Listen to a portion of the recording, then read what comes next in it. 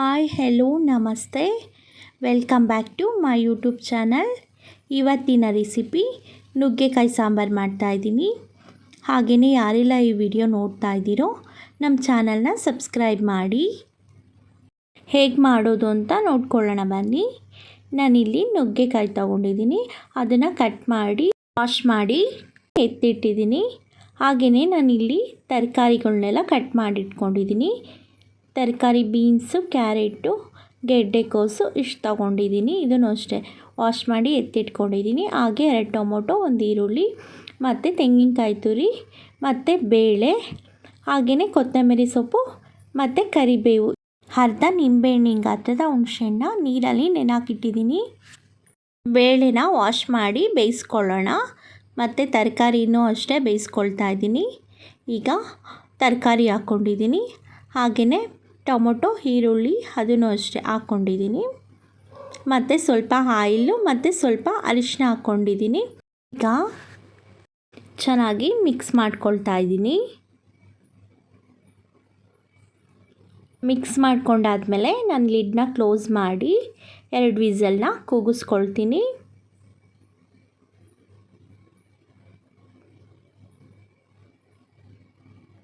Whistle ಬಿಟ್ಟಿದೆ. ಈಗ ತರಕಾರಿ ಎಲ್ಲ ಚೆನ್ನಾಗಿ ಬೆಂದಿದೆ. ಈಗ ರುಬ್ಕೊಳ್ಳೋಕ್ಕೆ ರೆಡಿ ಮಾಡ್ಕೊಳ್ಳೋಣ. ನಾನಿಲ್ಲಿ ಒಂದು ಮಿಕ್ಸಿ ಜಾರ್ ತಗೊಂಡಿದ್ದೀನಿ. ಅದಕ್ಕೆ ಕಾಯಿ ತುರಿ ಹಾಕ್ಕೊಂಡಿದ್ದೀನಿ. ಹಾಗೆಯೇ ಬೇಯಿಸ್ಕೊಂಡಿರೋ ಅಂಥ ಟೊಮೊಟೊನೂ ಹಾಕ್ಕೊಳ್ತಾ ಇದ್ದೀನಿ. ಹಾಗೆಯೇ ಮನೇಲಿ ಮಾಡಿರೋ ಅಂಥ ಸಾಂಬಾರು ಪೌಡರ್ನ ಹಾಕ್ಕೊಳ್ತಾ ಇದ್ದೀನಿ. 2 ಸ್ಪೂನ್ ಹಾಕ್ಕೊಳ್ತಾ ಇದ್ದೀನಿ.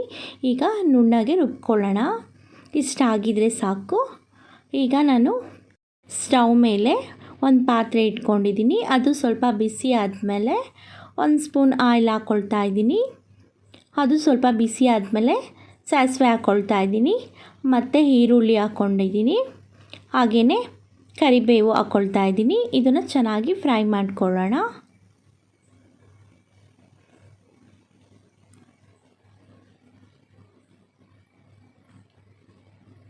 ಈರುಳ್ಳಿ ಸ್ವಲ್ಪ ಕಲರೆಲ್ಲ ಚೇಂಜ್ ಆಗಿದೆ.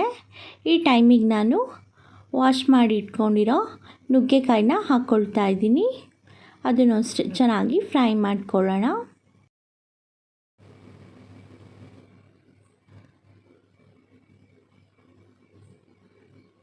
ಹಾಗೆಯೇ ನಾನಿಲ್ಲಿ ಸ್ವಲ್ಪ ಅರಿಶಿನ ಹಾಕ್ಕೊಳ್ತಾ ಇದ್ದೀನಿ. ಅದನ್ನು ಅಷ್ಟೇ ಹಾಕಿದ್ಮೇಲೆ ಚೆನ್ನಾಗಿ ಮಿಕ್ಸ್ ಮಾಡಿಕೊಂಡು ಫ್ರೈ ಮಾಡ್ಕೊಳ್ತಾ ಇದ್ದೀನಿ.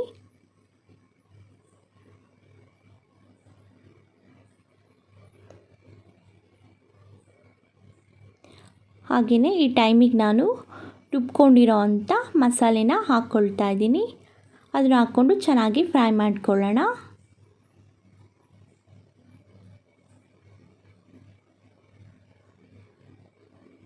ಹಾಗೆಯೇ ಜಾರ್ನಲ್ಲಿರೋ ಅಂಥ ಮಸಾಲೆಗೆ ಸ್ವಲ್ಪ ನೀರು ಹಾಕ್ಕೊಂಡು ಉಳಿದಿರೋ ಅಂಥ ಮಸಾಲೆನ ಅದ್ರ ಜೊತೆ ಮಿಕ್ಸ್ ಮಾಡ್ಕೊಳ್ತಾ ಇದ್ದೀನಿ.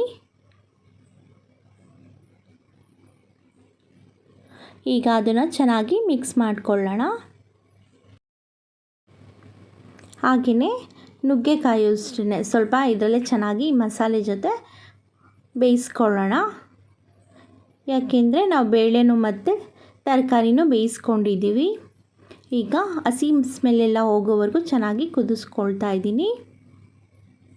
ಹಾಗೆಯೇ ಈ ಟೈಮಿಗೆ ನಾನು ಬೇಯಿಸ್ಕೊಂಡಿರೋ ಅಂಥ ಬೇಳೆನೂ ಮತ್ತು ತರಕಾರಿನ ಹಾಕ್ಕೊಳ್ತಾ ಇದ್ದೀನಿ. ಹಾಕ್ಕೊಂಡ್ಮೇಲೆ ಚೆನ್ನಾಗಿ ಮಿಕ್ಸ್ ಮಾಡ್ಕೊಳ್ಳೋಣ.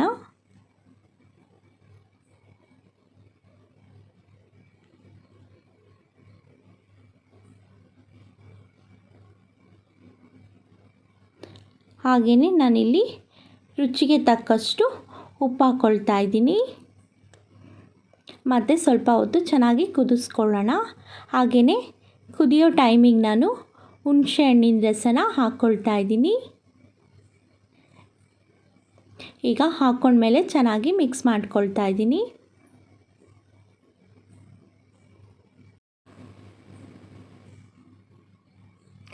ಹಾಗೆಯೇ ಸಾಂಬಾರು ರೆಡಿಯಾಗಿದೆ.